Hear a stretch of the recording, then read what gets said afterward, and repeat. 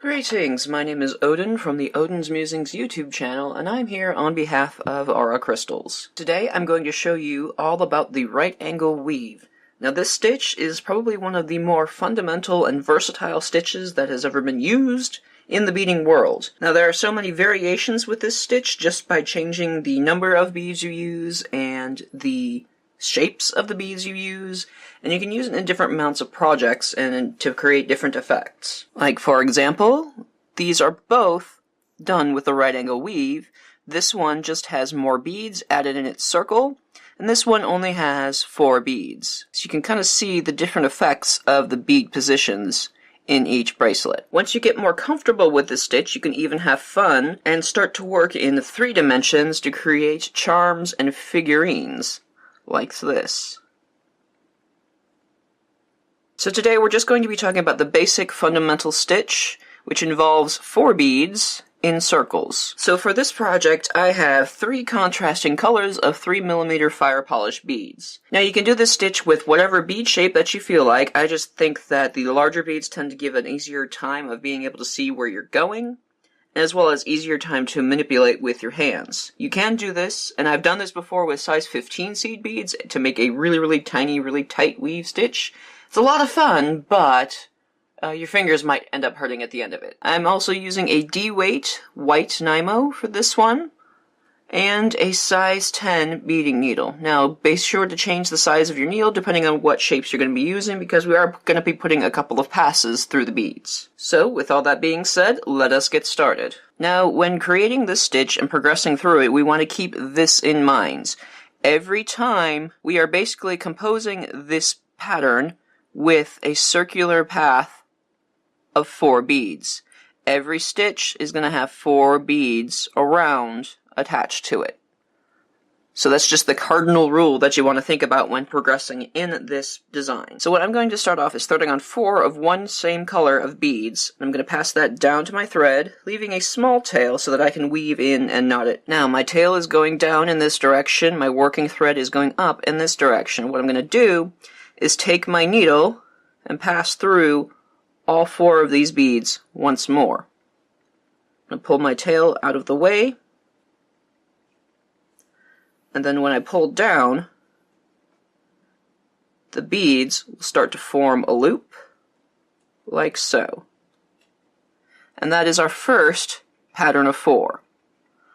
To secure this, what I'm going to do is take my working thread and my tail and tie an overhand knot, which is basically left over right, with my tail and my working thread to pull it through the loop that we've made.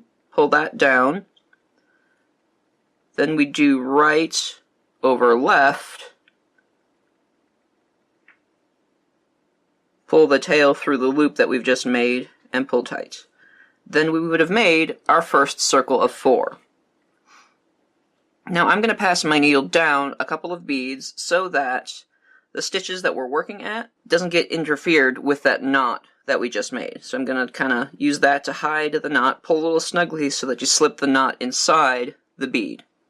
So I'm just going to pass here, and now I'm ready to do my next stitch. Now, how I'm going to lay this down is basically, I'm going to work from right to left in this position. This leftmost bead is where I'm going to build my next stitches from, and I'm going to work towards the left. When it comes to my middle stitch and my next stitch going forward, I already have 1 bead here that already exists for the next circle of 4. So I don't need to add 4 beads. I only need to add 3.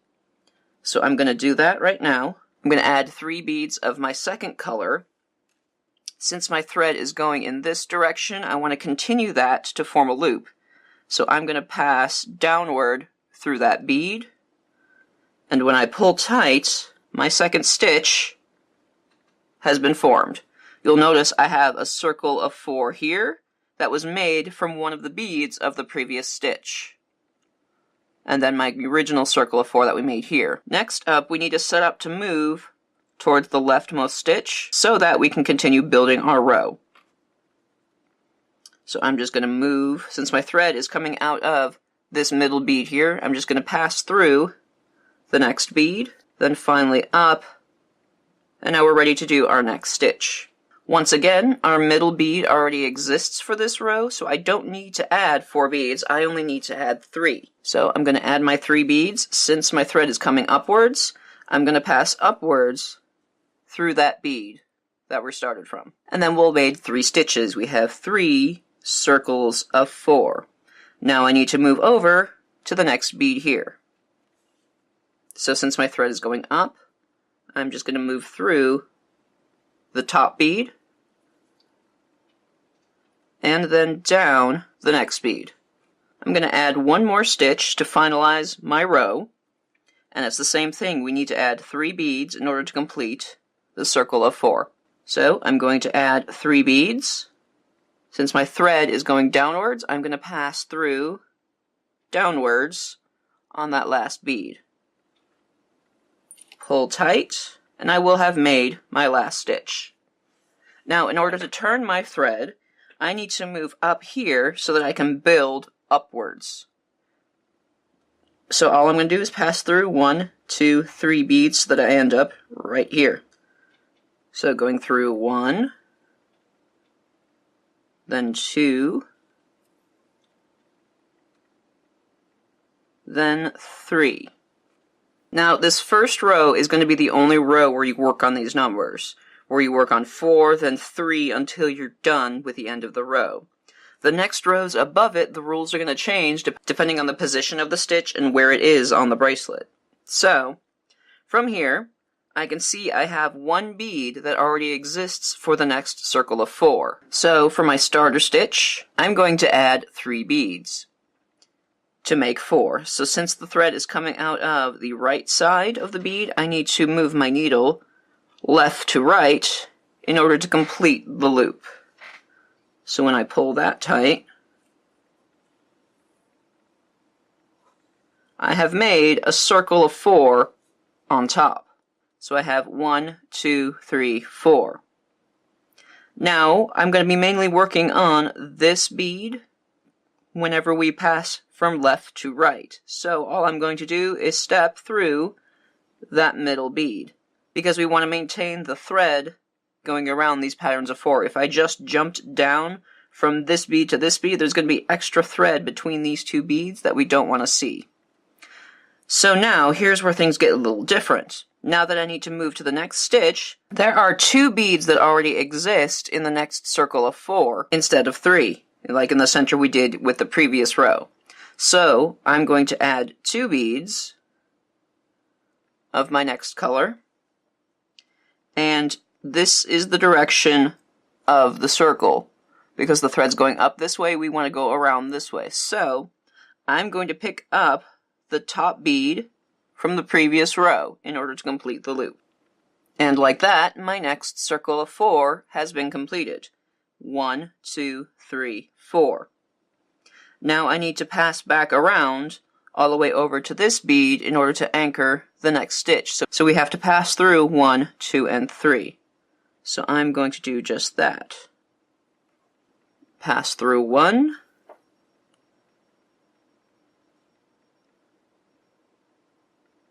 pass through 2,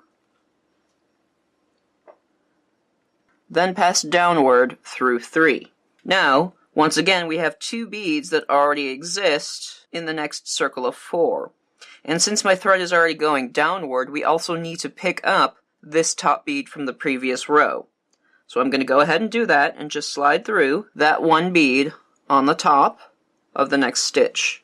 I'm going to add 2 beads and then pass downward through the first bead that we've started from. And now we have our next circle of 4. Now we need to just pass through these 2 beads in order to move up on this bead. So I'm just going to pass through this bead and then up the next bead. Here we have 2 of our 4 beads for the next circle of 4. So I'm going to add my 2 beads, and I'm going to pass through the top bead from the previous row and complete the circle by passing up through the bead that we started from. And that is our next row. We just need to pass through 1 bead to set up for our next row. So I'm just going to do that. I'm going to pick up that 1 bead and pass through, and we're ready to build on top of that. From here, we have only one bead out of the 4 that we need to build this right angle weave stitch. So I'm going to add 3 beads, and since my thread is coming from the right side, I'm going to pass around so that we form that loop going left to right. And now we have formed our first stitch. I need to move around until I end up at this bead. So I'm just going to pass up, through, and then down. Now, as you can see, this bead is also part of our next row, so we also need to pick that one up to set up for our next stitch. So I'm going to add 2 beads, pass down the bead that we started from to complete our circle. Then I need to pass through until I get here to add our next stitch. So I'm just going to move through that one, and then up. I have 2 beads from our current stitch out of the 4 that we need, so I'm going to add 2 more beads and then pass. To complete this loop, I'll need to pass around and through that bead on the bottom where the previous row was. So as I pull through, I will have formed another circle of 4. And to complete the stitch, I need to move up through the bead that we've started from. The previous stitch and this stitch is basically the 2 types of stitches that you'll be using in order to complete the steps of 4. In this stitch, we started away from the rest of the beadwork, and we needed to wrap around through this bead first, the bottom row, then back through the middle. On this one, we started downward, and we needed to start off by picking up this bead on the bottom first. When you're adding your 2 beads, you're going to either need to set up and pick up the bottom row first, or you need to wrap around, add your beads, then pick up the bottom. If you get the headspace around and you figure out that, okay, I need these 2 beads in order to make my complete stitch of 4, how do I get there? And you kind of ask yourself that, and you can figure out where the beads need to go. If you need additional help on doing that, you can also lay down the next 2 beads on the next stitch and figure out, okay, where do I need to go in order to attach these properly? So for example, I'm going to move around to this bead first in order to start my next stitch. If I lay my next 2 beads where they need to be on my bead mat, I need to wrap this around and complete this circle. So what my thread is telling me, since it's coming downwards like this, I need to pick up this bead first before I can wrap around and pick these beads up and go back through. So that's exactly what I'm going to do. I'm going to pick that one up, I'm going to add my next 2 beads, and then I'm going to pass through the bead that I started from, and that will complete my stitch. All I need to do is wrap around and move up here to make my next row start. You always want to follow the circle of loops. If you have threads that cross the paths or cross between beads, you might have done something wrong. So finally we're at the top. I only have 1 bead that composes my next circle of 4, so I need to add 3 beads and pass around. Like so. Then I pass upward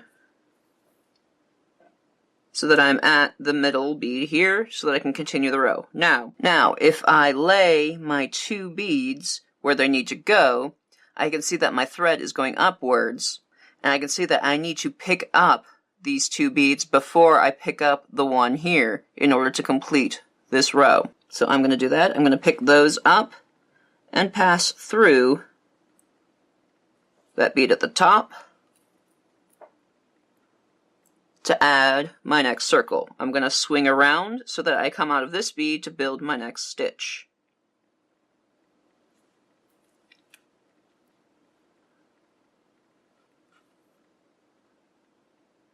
Then I lay my next 2 beads there, and I see that I need to pick up this one because my thread is going down. I need to pick up this one before I pick up these 2 beads.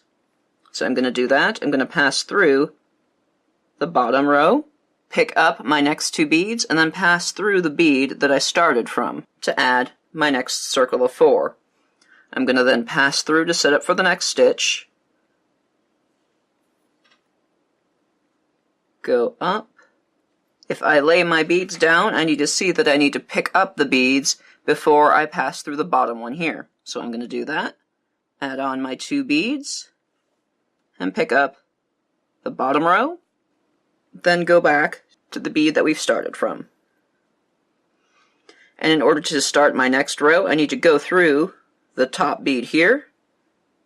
Then from there, I add 3 beads, then move on to 2 beads on the rest of the row. Take your time with this until you get the mechanics working around and figure out, okay, how many beads do I need to make this circle of 4? How many beads already exist? And where is my thread? Now, ending threads and adding threads is a lot different than other stitches. This one does require knots. So, I'm going to teach you how to do a half hitch knot in order to start making securities so you can prepare to end your thread. Like always, I recommend ending a complete row before you want to end your thread so that you don't have to do too much work in figuring out where your thread should go when you finish it. What you're probably going to want to do, if you haven't been reinforcing your beads as you go through, you're going to want to reinforce the last ring that you're at. So I'm coming out of one bead. I'm just going to pass through this circle of 4 until I end up back through the beads that I started from.